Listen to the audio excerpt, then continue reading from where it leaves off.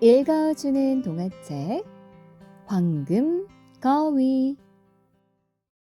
옛날에 한 남자에게 세 아들이 있었는데 막내의 이름은 멍청이였어요. 그는 무시를 당하고 놀림을 받았으며 모든 일에서 뒤로 내밀렸죠. 한 번은 맏아들이 나무를 베기 위해 숲으로 가려고 했어요. 그가 집을 나서기 전 어머니는 아들이 배고픔과 갈증에 시달리지 않도록 잘 구워진 달걀 케이크와 포도주 한 병을 주셨죠. 숲에 도착한 그는 늙은 회색 난쟁이와 마주쳤어요. 난쟁이는 그에게 인사를 하고는 말을 이었죠. 내게 주머니에 든 케이크 한 조각과 포도주 한 모금을 주게. 너무 배가 고프고 목이 마르다네. 현명한 아들은 하지만 이렇게 대답했어요. 네게 케이크와 포도주를 주고 나면 난 뭘 먹고 마시라고. 꺼져. 그는 난쟁이를 남겨두고 계속 걸어가다가 곧 나무를 패기 시작했죠. 그런데 겨냥이 빗나가면서 도끼가 그의 팔을 내리쳤어요. 그는 집으로 돌아가서 다친 팔을 치료해야만 했죠. 이것은 숲에서 마주친 회색 난쟁이가 한 일이었어요. 다음으로 둘째 아들이 숲으로 갔죠. 어머니는 큰아들에게 그랬던 것처럼 달걀 케이크와 포도주 한 병을 쥐어주었어요. 그 역시 숲에서 늙은 회색 난쟁이와 마주쳤죠. 그는 둘째 아들을 붙잡고 케이크 한 조각과 포도주 한 모금을 간청했어요. 하지만 둘째 아들은 천연덕스럽게 말했죠. 내게 줄 게 있다면 내가 먹을 거다. 꺼져. 그는 난쟁이를 남겨두고 가버렸어요. 형벌이 그에게도 떨어졌죠. 몇 번 나무를 패다가 그만 제 다리를 쳐버렸고 그는 집으로 돌아가야만 했어요. 멍청이가 아버지를 졸랐죠. 한 번만이라도 저를 보내주세요. 제가 나무를 팰게요. 아니, 네 형들이 저렇게 다쳤는데도? 그만둬라. 너는 도끼질의 도자도 모르잖아. 하지만 멍청이는 아버지가 끝내 허락을 할 때까지 버텼죠. 그래, 가렴. 다치고 나면 조금 똑똑해질지도 모르지. 어머니는 그에게 물과 재로 구운 케이크를 주었고 신 맥주 한 병을 들려주었어요. 숲에 당도했을 때 그는 형들과 마찬가지로 늙은 회색 난쟁이와 마주쳤어요. 난쟁이는 인사를 하고는 멍청이에게 간청했죠. 나에게 케이크 한 조각과 병에 든 마실 걸 한 모금 주게나. 너무 배가 고프고 목이 마르다네. 멍청이가 대답했어요. 가진 거라고는 재로 만든 케이크와 신 맥주밖에 없어요. 이거라도 드시겠다면 앉아서 같이 먹고 마셔요. 그들은 앉았어요. 멍청이가 재로 만든 케이크를 꺼내자 케이크는 아주 좋은 달걀 케이크로 신 맥주는 아주 좋은 포도주로 둔갑했어요. 다 먹고 마신 다음 난쟁이가 말했죠. 자네는 마음씨가 좋아서 가진 것을 나눌 줄 아니 나도 자네에게 행운을 주겠네. 저기에 오래된 나무 한 그루가 서 있으니 그걸 패. 나무 뿌리에서 뭔가 발견할 거야. 그 말을 끝으로 난쟁이는 이별을 고했어요. 멍청이가 나무를 패서 넘어뜨리자 나무 뿌리 속에 거위 한 마리가 앉아 있는 게 보였어요. 거위의 깃털은 순금으로 되어 있었죠. 그는 거위를 끄집어내어 안고서는 주막으로 갔어요. 그곳에서 하룻밤을 보낼 생각이었죠. 주막 주인에게는 세 딸이 있었어요.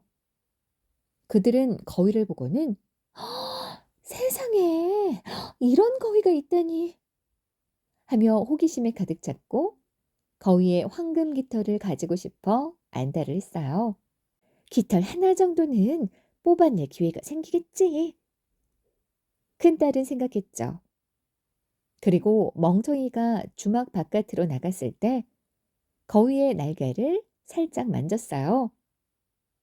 그런데 손가락과 손이 거위에게 찰싹 붙어버렸어요. 곧 둘째 딸이 왔죠. 그녀도 황금 깃털을 갖고 싶다는 생각뿐이었어요. 하지만 그녀가 언니를 만졌을 때 그녀 역시 언니에게 붙어버렸죠. 드디어 셋째 딸이 왔어요. 그녀도 언니들과 똑같은 생각을 하고 있었죠. 그때 언니들이 비명을 질렀어요. 다가오지 마. 맙소사. 다가오지 말라고.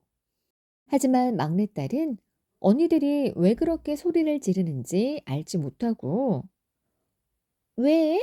언니들이 하는데 나도 해야지. 생각하며 그들 곁으로 뛰어왔죠. 막내가 언니들을 만지자마자 그녀 역시 언니들에게 찰싹 붙어버렸어요. 그렇게 그들은 거위 옆에서 밤을 보내야 했죠. 다음 날 멍청이는 거위를 품에 안고 주막을 떠나려고 했어요. 그는 거위에 붙어서 따라오는 딸들을 염두에 두지도 않았어요. 그들은 계속 멍청이 뒤에서 걸어가야만 했죠. 왼쪽, 오른쪽, 그의 발이 가는 곳이면 어디든지.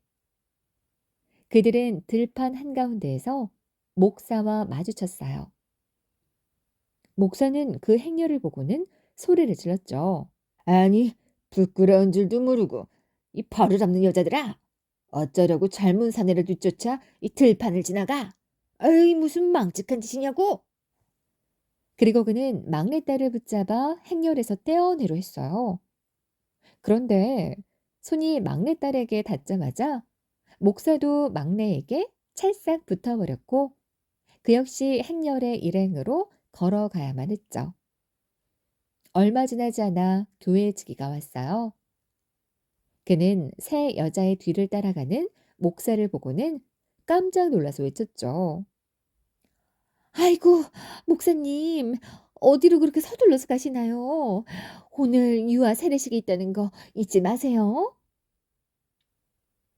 그는 목사에게로 다가와서는 팔을 잡았고 마찬가지로 찰싹 달라붙어 버렸어요. 그렇게 다섯은 차례대로 걸어갔죠.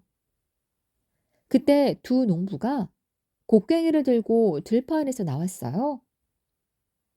목사가 그들을 불러서는 새 여자와 교회지기를 떼어달라고 청을 했죠. 하지만 농부들이 교회지기를 만지자마자 그들 역시 붙어버렸고 이제 7명이 거위를 나는 멍청이 뒤를 따라 걷게 되었죠. 그날 늦게 멍청이는 어떤 도시에 도착했어요. 그 도시를 다스리는 왕에게는 딸이 하나 있었는데 얼마나 진지한지 누구도 공주를 웃길 수가 없었죠. 그래서 왕은 공주를 웃게 하는 사람에게 그녀를 신부로 주겠다는 법까지 만들었어요.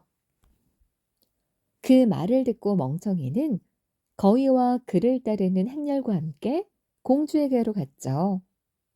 공주는 멍청이를 따라가는 7사람을 보자 웃음을 터뜨렸고 도무지 멈출 줄을 몰랐어요. 멍청이는 이제 공주를 신부로 달라고 요구했죠. 하지만 왕은 멍청이가 마음에 들지 않았어요. 그는 온갖 핑계를 대다가 지하 저장고에 가득 든 포도주를 다 마실 수 있는 사람을 데리고 온 뒤에야 공주와 결혼을 할 수 있다고 말했죠. 멍청이는 회색 난쟁이가 도울 수 있으리라고 생각하고 숲으로 갔어요. 그가 나무를 팼던 자리에 한 남자가 우울한 얼굴을 하고 앉아 있었어요. 멍청이는 무엇이 그를 그렇게 우울하게 하는지 물었죠. 목이 말라 죽겠소. 풀 길이 없네. 차가운 물은 마시지를 못하거든. 포도주 한 통을 다 비웠지만 뜨거운 돌 위에 물방울 하나 떨어진 것 같으니 이거야 원. 아, 내가 방법을 알고 있습니다. 나만 따라오십시오. 갈증 그쯤이야. 멍청이는 남자를 왕의 지하 저장고로 이끌었죠. 남자는 커다란 포도주통 위에 앉아 엉덩이가 아플 때까지 마시고 또 마셨어요. 하루가 지나가기도 전에 저장고는 텅텅 비었죠. 멍청이는 또 한 번 왕에게 신부를 달라고 청했어요. 왕은 화가 났죠. 모두 멍청이라고 부르는 못난 놈에게 딸을 주기 싫었거든요. 그래서 또 다른 조건을 달았어요. 멍청이는 산만큼 쌓인 빵을 다 먹어치울 남자를 찾아야 했죠. 그는 길게 생각하지 않고 곧장 숲으로 갔어요. 같은 자리에 한 남자가 앉아 있었는데 배를 허리뒤로 꽉 조이고 세상에서 가장 괴로운 얼굴을 하고 있었죠.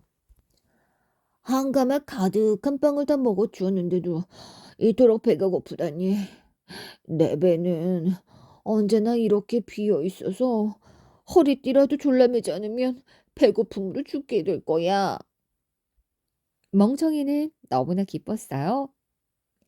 허리띠를 풀고 나를 따라와요. 배부르게 먹게 해줄 테니.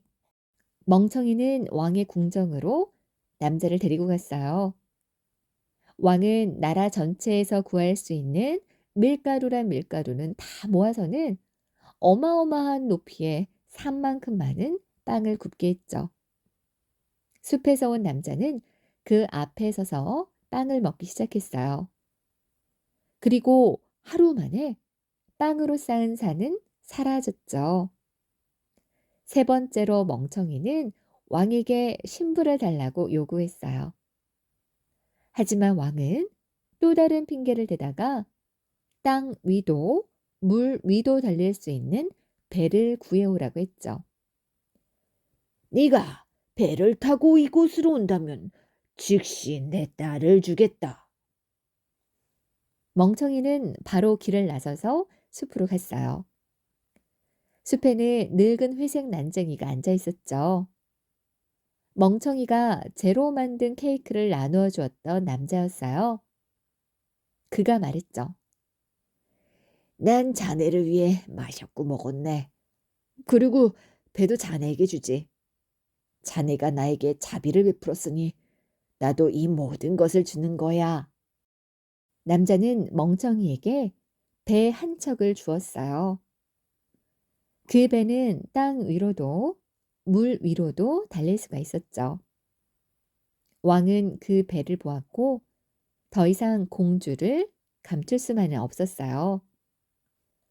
결혼식은 성대하게 치러졌죠. 왕이 죽고 난 뒤 멍청이는 왕국을 물려받았고 아내와 함께 오래도록 만족스럽게 살았답니다.